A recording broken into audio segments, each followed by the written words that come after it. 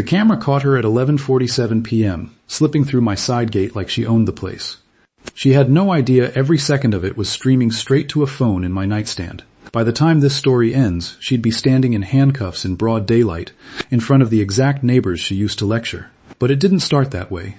It started with a fruit basket and a smile. 3 months ago, my husband and I finally started the renovation we'd saved 5 years for. New kitchen, new deck, a whole new backyard. Our contractor, Tony, had worked in this town for over 20 years.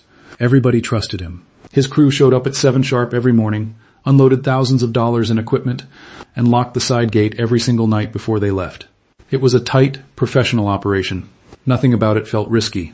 Our neighbor Deborah, the kind of woman everyone quietly called the HOA Queen, had never liked the noise. She'd complain about trucks parked half a foot over the property line.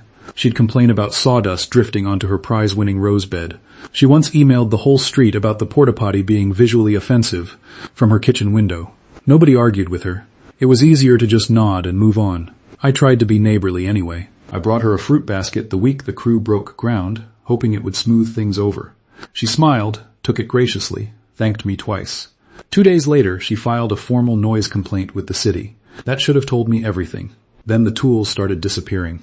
The first time, it was a cordless drill. Tony figured one of his guys misplaced it in the chaos of a demo day. No big deal, he said. Then a circular saw vanished the following week, gone from a spot it had sat in for days. Then 3 extension cords disappeared overnight, coiled up and gone without a trace. Tony was furious. He trusted every single one of his guys. He'd worked with most of them for years. Someone else was getting onto that job site after hours, and it was happening again and again. So he installed a motion-activated security camera facing the side gate. Battery-powered, weatherproof, streaming straight to an app on his phone. If it happens again, he told me, standing in my driveway with his arms crossed, we're going to know exactly who it is.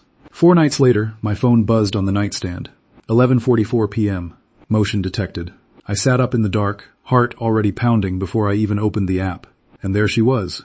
Deborah, in a bathrobe and gardening gloves, easing open the side gate like she'd done it 100 times before. No hesitation. No fear of getting caught. Just calm, practiced movements. She walked straight to the tool cart Tony's crew had covered with a tarp for the night. She lifted one corner, glanced around once, and pulled out a brand new cordless drill. She tucked it under her robe and slipped back through the gate like nothing had happened at all. I sat there in the dark, staring at my screen, not fully believing what I was watching. But it got worse.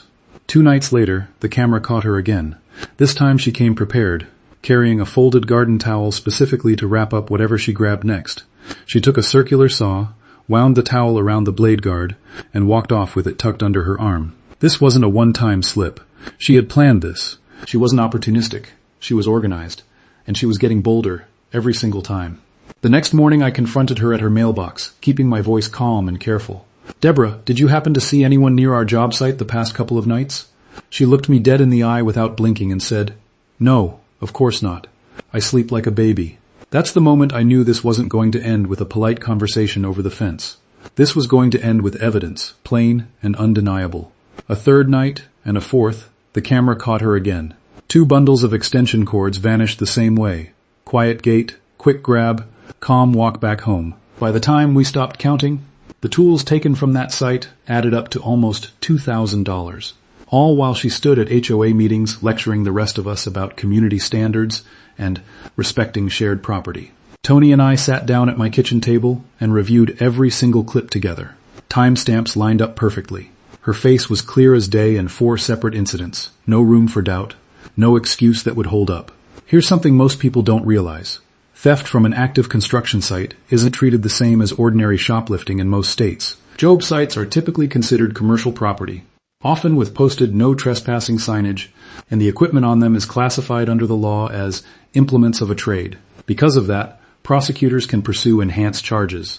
In many jurisdictions, that pushes what would normally be a minor misdemeanor into felony territory, especially once the total stolen value crosses a certain dollar threshold. A homeowner losing a garden gnome off their lawn is treated very differently than a contractor, losing thousands of dollars in tools meant to earn a living. We didn't threaten her. We didn't post anything about her online. We simply walked into the local police station with Tony's, a laptop, and let the footage speak entirely for itself. The detective watched less than 90 seconds of clips before he looked up and said, "We have more than enough here. 2 days later, a patrol car pulled quietly into Deborah's driveway in broad daylight.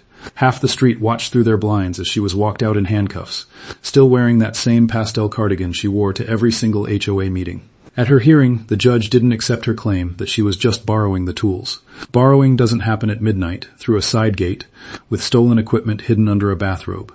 She was ordered to pay full restitution at current market replacement value, cover Tony's lost labor days from the delays, and complete community service. Her name is now on file with local contractors in the area as a flagged address for job site. Security concerns. Tony finished our renovation without another single incident. Every tool on that site now gets locked inside a steel job box overnight. Camera still running, just in case anyone else gets the same idea Deborah once had. Funny thing is, the woman who spent 2 years telling every one of us how to follow the rules turned out to be the one breaking the biggest rule of all. If you've ever caught someone red-handed on camera doing something you never expected from them, tell me about it in the comments below.